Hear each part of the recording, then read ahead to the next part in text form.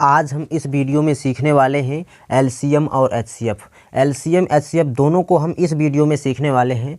तो आइए सीखते हैं। तो एलसीएम का फुल फॉर्म होता है, एलसीएम को क्या बोलते हैं? Least common multiple. क्या बोलते हैं? Least common multiple. और एचसीएफ का फुल फॉर्म होता है हाईएस्ट कॉमन फैक्टर। और एलसीएम को हिंदी में बोलते हैं लघुत्तम समापवर्तक। क्या बोलते हैं? लघुत्तम समापवर्तक। और इसको बोलते हैं एचसीएफ, मासा को बोलते हैं महत्तम समापवर्तक। तो आइए हम शुरू करते हैं।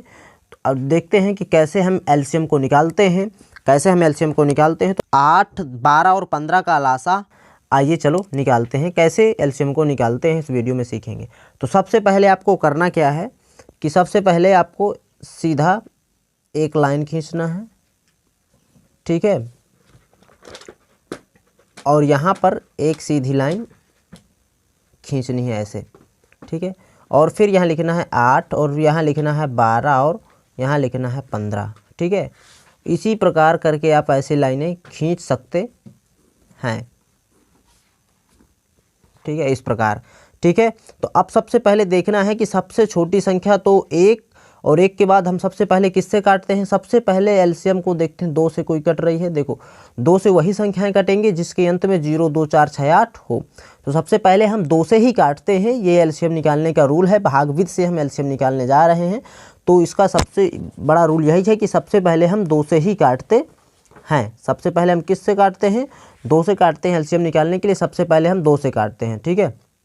तो 2 4 को 8, 2 से 8 काटा कितनी बार में? 2 4 को 8 और 2 छक्के 12। 12 को अगर हम 2 से डिवाइड करेंगे 6 आएगा, लेकिन 15 2 से डिवाइड नहीं होगा। और जो डिवाइड नहीं होगा उसको सेम उसी प्रकार रख देना होता है। अब हम फिर 2 से क्या करेंगे? डिवाइड करेंगे। तो 2 दूनी 4, 2 तिहाई 6, 15 फिर 2 से डिवाइड नहीं होगा तो उसी प्रकार रख देंगे। अभी 2 से 2 डिवाइड हो रहा है तो अभी चलने दो। तो 2 1 के 2, 3 डिवाइड नहीं हो रहा, उसी प्रकार 15 उसी प्रकार। अब देखना है कि 2 से डिवाइड खत्म है। अब कोई संख्या नहीं है यहाँ पर कि जो 2 से कट रही हो, डिवाइड हो रही हो, ठीक है। तो अब हम देखते हैं 2 के बाद कैसी आएगी संख्या? 3 आएगी। तो 1 तो सबसे छोटी 1 तो उसी प्रकार रखते चले जाएंगे जब 1 आ जाना है, ठीक है। 3 1 के 3, 3 3 से डिवाइड हो रहा और 15 भी 3 से डिवाइड हो रहा, 3 बचे 15। अब देखना है क्या? यहाँ पर 1 1 आ गया और अब देखना है यहाँ पर 5 को अब हम 4 से अगर कोई संख्या, देखो 3 के बाद कैसी संख्या है कि 4 से डिवाइड करें, लेकिन 4 से अगर कोई संख्या डिवाइड होती तो पहले 2 से ही डिवाइड हो गई होती। तो अब कहाँ से डिवाइड होगी?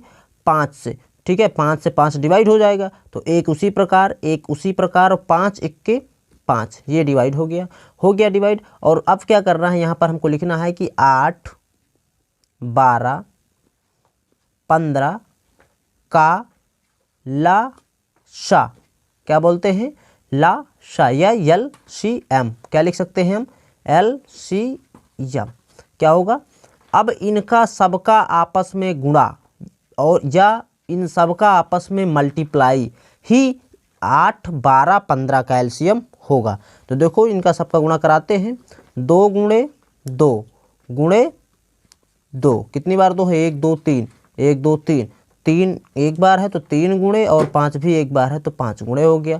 और इनका सबका मल्टीप्लाई कराते हैं। 2 दूनी 4, 4 दूनाई 8, 8 त्रिको 24 और 24 का गुणा 5 में कराते हैं। क्या? 24 गुणा 5, 24 गुणे 5। तो 5 चौको 20, 2 बचा, 5 दूनाई 10, 2 12, 24 पंचा 120। अर्थात 8 12 15 का जो एलसीएम आ गया वो आ गया 120। तो आपको समझ में आया होगा कि एलसीएम कैसे निकालते हैं, ठीक है। अब हम नेक्स्ट क्वेश्चन की ओर अभी चल रहे थे। हम क्या बताए थे कि हम इस वीडियो में सिखाने वाले हैं एलसीएम और एचसीएफ। तो एलसीएम तो आप सीख गए कैसे निकालते हैं एलसीएम। अब हम आगे बढ़ने वाले हैं एचसीएफ। एचसीएफ का फुल फॉर्म तो अभी बता ही दिया था, हाईएस्ट कॉमन फैक्टर, और इसको हिंदी में महत्तम समापवर्तक बोलते हैं। तो आइए एचसीएफ क्वेश्चन है 8 12 का माशा निकालो, या क्या बोल सकते हैं? एचसीएफ निकालो। तो इसमें हम 2 विधि लेंगे। 2 विधि से हम आपको बता सकते हैं। इसमें फर्स्ट विधि हो गई, यहाँ पर सेकेंड विधि हो गई, ठीक है। तो सबसे पहले देखते हैं कि यहाँ पर संख्याएं कितनी हैं? 2 हैं। तो सबसे छोटी संख्या क्या है?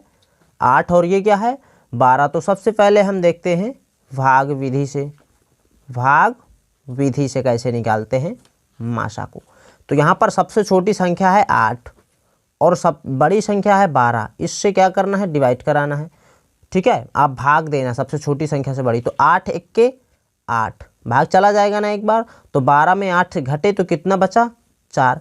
4 को यहाँ पर जो बचे शेषफल उसको फिर जो इससे भाग देते हैं उसको यहाँ रख कर फिर पुनः भाग देते हैं। ये प्रोसेस करना होता है भाग विधि में।